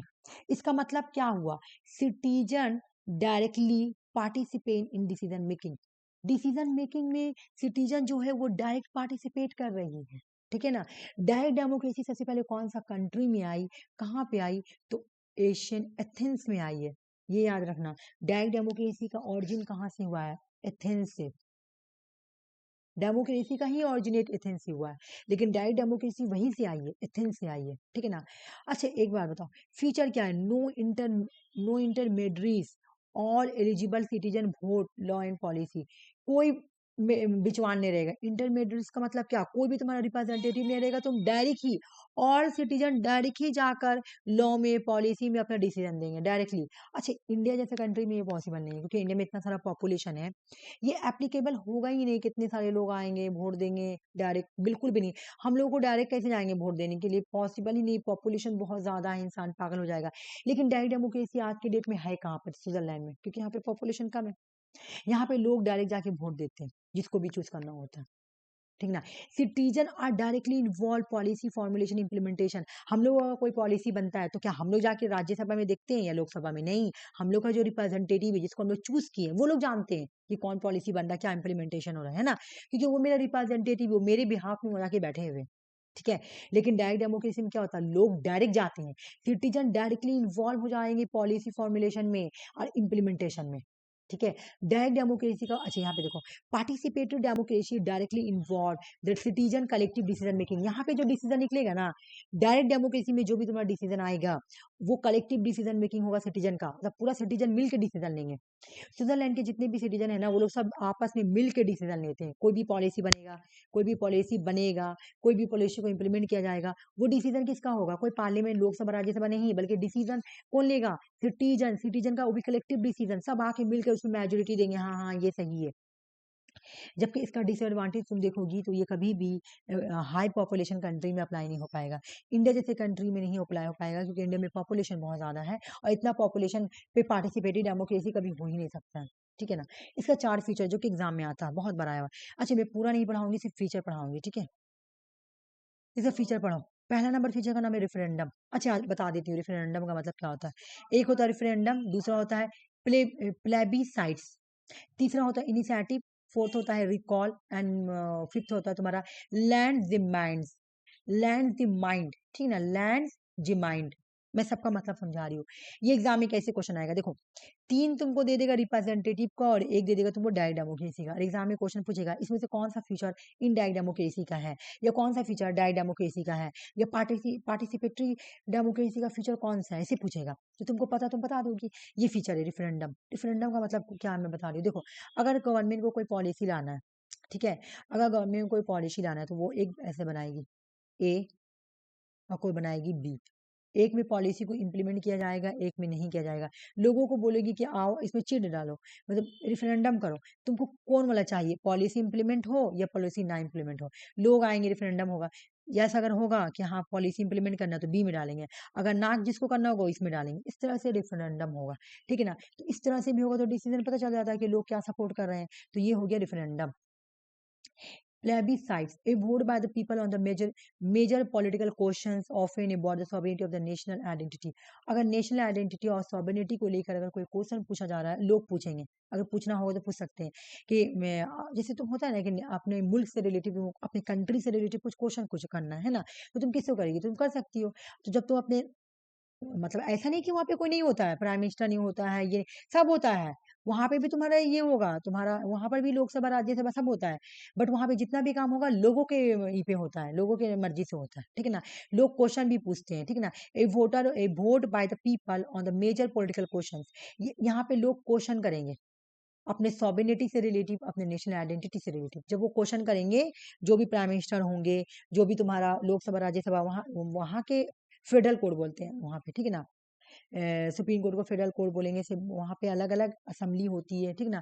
बिल्कुल लोकसभा राज्यसभा जैसे वहां पर भी होती है। तो उनसे क्वेश्चन पूछेंगे लोग। तो जब लोग उनसे क्वेश्चन पूछेंगे ना तो उसको बोलेंगे प्लेबिसाइड्स, ठीक है ना, प्लेबिसाइड्स, ठीक है ना। तुमको ये सब नहीं याद करना, दम नहीं, तुमको तो ये याद करना है रेफरेंडम है। डायरेक्ट डेमोक्रेसी का फीचर क्या है, रेफरेंडम, प्लेबिसाइड्स, इनिशिएटिव्स, रिकॉल और लैंड डिमांड। मत पढ़ो पूरा, दिमाग हौच पौच होगा, ठीक है ना। Referendum, plebiscite, initiative, recall and land demand, ये किसका फीचर है, इनडायरेक्ट डेमोक्रेसी का है। अभी मैं फ्लो चार्ट भी बनाऊंगी तो तुमको आराम से याद हो जाएगा, टेंशन मत लो, ठीक है। एक सेकंड। उसके बाद ये हो गया इनडायरेक्ट डायरेक्ट डेमोक्रेसी। चार्ट बनाऊंगी तो समझ में आ जाएगा। ऊपर जा भाई। हाँ, फ्यूचर, अब देखो एक मेरी बात, थिंकर पूछ रहा है। रूसो तो बहुत बड़ा इसका ये था मानने वाला। रूसो तो मानता, बहुत मानता था, बहुत प्यार करता था किसको, पार्टिसिपेटरी डेमोक्रेसी। पार्टिसिपेटरी डेमोक्रेसी का क्या क्या नाम है, प्योर डेमोक्रेसी, ठीक है ना, या indirect democracy. Sorry sorry, indirect नहीं, sorry, direct, direct direct direct democracy. Rousseau तो बहुत मानता था। अच्छे, एग्जाम में ये भी पूछता है कि पार्टिसिपेटरी डेमोक्रेसी के कौन कौन थिंकर है। सीबी मैकवर्शन, बुक का नाम है the life and the time of the liberal democracy. Carlo PadMan, participatory democracy, book का नाम है participation and democracy theory. Benjamin barber, participatory democracy से जुड़े हुए। रूशो बहुत बड़ा मानने वाला है ये, ठीक है। पार्टिसिपेटरी डेमोक्रेसी का स्टोरी खत्म हो गया, उसके बाद मैं दूसरा स्टार्ट कर रही हूँ, फिर मैं तुमको अभी रिवीजन भी कराऊंगी। उसके बाद आता है तुम्हारा रिप्रेजेंटेटिव डेमोक्रेसी, या लिबरल या इनडायरेक्ट डेमोक्रेसी। इसको तुम जो भी बोलो, रिप्रेजेंटेटिव बोलो, इनडायरेक्ट बोलो, लिबरल बोलो, जो भी बोलो, इसका मतलब क्या है कि people elected representative, people elect करेंगे अपने रिप्रेजेंटेटिव को to make decision on their behalf. लोगों के बिहाफ में जो अगर कोई पॉलिसी बन रहा, कोई डिसीजन लिया जा रहा पार्लियामेंट में, तो वहां पे डिसीजन कौन लेगा, जो रिप्रेजेंटेटिव है वो लेंगे हमारे बिहाफ में। अभी हम दिखाए ना कि हम लोग डायरेक्ट पार्लियामेंट नहीं जाते, हम लोग अपना रिप्रेजेंटेटिव भेजते हैं, एमएलए एमपीज को। वो लोग जाके पार्लियामेंट, अगर मान लो पार्लियामेंट कोई लॉ ला रही है, ठीक ना, पार्लियामेंट कोई लॉ ला रही है, तो हम लोग यहाँ पे जाके नहीं बोलेंगे पार्लियामेंट को कि हाँ आपको ये लॉ लाना है कि नहीं लाना है। हमारे जो रिप्रेजेंटेटिव बैठे हुए हैं ना लोकसभा राज्यसभा में, जिसको मैंने वोट दे के बैठाया है, बैठाई हूँ, है ना, वो डिसाइड करेंगे कि हाँ इसको ये लॉ आना चाहिए कि नहीं आना चाहिए। वो लोग मेजोरिटी में वोट देंगे तो बनेगा, नहीं देंगे वोट तो नहीं बनेगा, ठीक है ना। तो यहाँ पे इनडायरेक्ट होता है, हम लोग यहाँ पे इनडायरेक्ट अपना चूज करते हैं हर चीज को। अगर मुझे लॉ में हामी भरना है, अगर हमको कोई लॉ, गवर्नमेंट ने कोई लॉ लाया, ठीक है ना, गवर्नमेंट ने कोई, सॉरी, गवर्नमेंट ने कोई लॉ लाया और उस लॉ को हमको इम्प्लीमेंट करवाना है, पब्लिक पसंद करी कि हाँ लॉ बहुत अच्छा है, तो ये मैं डायरेक्ट पार्लियामेंट में जाके नहीं बोलूंगी कि हाँ हाँ सर ये वाला लाइए, नहीं। बल्कि मेरे जो अब मैंने चूज कर लिया या मेरा काम खत्म, लॉ चूज करना मेरा काम नहीं है, मेरे जो रिप्रेजेंटेटिव है वो काम करेंगे, ठीक है ना। तो इसका यहाँ पे क्या होता है, तुम्हारा रिप्रेजेंटेटिव में रूल ऑफ लॉ होगा, सेपरेशन ऑफ पावर होगा, रेगुलर फ्री इलेक्शन होता है और protection of individual right. John Locke इसके बहुत बड़े थिंकर हैं। ये जो रिप्रेजेंटेटिव डेमोक्रेसी या इनडायरेक्ट डेमोक्रेसी या लिबरल डेमोक्रेसी कहाँ देखने को मिलती है, यूके में, यूएस में, इंडिया में। इसका भी फीचर याद करना है, इसका 3 फीचर है। ट्रस्टीशिप, अरे देखो ये इसी एग्जाम में क्वेश्चन आता है, एग्जाम में जो क्वेश्चन आएगा मैं उसको बता दे रही हूँ। क्वेश्चन देखो ये आया हुआ भी है, नेट में बहुत बार आया हुआ है और भी बहुत अदर एग्जाम में आया हुआ है। कैसे आया देखो, दे देगा तुमको ट्रस्टीशिप, ये है ना ट्रस्टीशिप, डेलीगेशन, मैंडेट, और एक तुमको दे देगा तुम ये क्या नाम है, अभी मैं पढ़ाई ना 4 फीचर, एक फीचर का नाम क्या था, हाँ रेफरेंडम, ये प्लस बी साइड को भी, अरे रेफरेंडम, और ये फिर और ये होगा डी यू एम है रेफरेंडम, ठीक है। बोलेगा इसमें से बताओ इनडायरेक्ट डेमोक्रेसी का कौन सा फीचर है, मुझे पता है रेफरेंडम, डायरेक्ट डेमोक्रेसी का फीचर कौन है, सॉरी डायरेक्ट डेमोक्रेसी का फीचर कौन है मुझे पता है, रेफरेंडम जो है डायरेक्ट डेमोक्रेसी का फीचर है ना। उसके बाद या तो इनिशिएटिव हो या प्लेसबीसाइट हो या रिकॉल हो या लैंड मैजाइंड हो, है ना, लैंड जमाइंड हो, वो सब क्या है, डायरेक्ट डेमोक्रेसी का फीचर है। लेकिन इनडायरेक्ट डेमोक्रेसी का फीचर कितना दिया हुआ है, बहुत कम, सिर्फ 3 दिया हुआ। और पढ़ते कौन कौन सा, एक तो है तुम्हारा ट्रस्टीशिप, क्यों, क्योंकि मेरे बिहाफ में कोई और जजमेंट ले रहा है ना। डेलीगेशन, मेरा रिप्रेजेंटेटिव ही काम करता, मैं नहीं करूंगा। The mandate, representative follow the mandate the platform which the every, वो लोग जो चूज करेंगे हम लोग को मानना पड़ेगा, जो लॉ आ रहा वो लोग मान रहे तो हम लोग को मानना पड़ेगा, ठीक है। मैं इसको रिवीजन करा रही हूँ, देख लो इसके सिर्फ फीचर याद करना। बाकी ये तो छोटा सा है, तुम ये कंट्री भी आता लेना, ठीक है ना, कि कौन कौन कंट्री में है, जैसे यूके में मिलेगा, यूएसए में मिलेगा, इंडिया में मिलेगा तुमको इनडायरेक्ट डेमोक्रेसी। फिर तुमको मैं बताया कि इनडायरेक्ट को 2 पार्ट में बांटा गया है, एक तो पार्लियामेंट और एक तो प्रेसिडेंशियल। तो पार्लियामेंट कहाँ मिलेगा, इंडिया में, और प्रेसिडेंशियल, हाँ क्या बोली बोलो।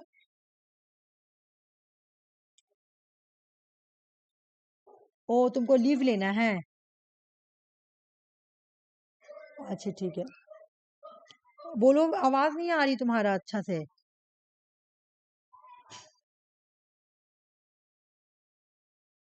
अच्छा ठीक है मैं छोड़ दे रही हूँ, कोई प्रॉब्लम नहीं, ठीक है।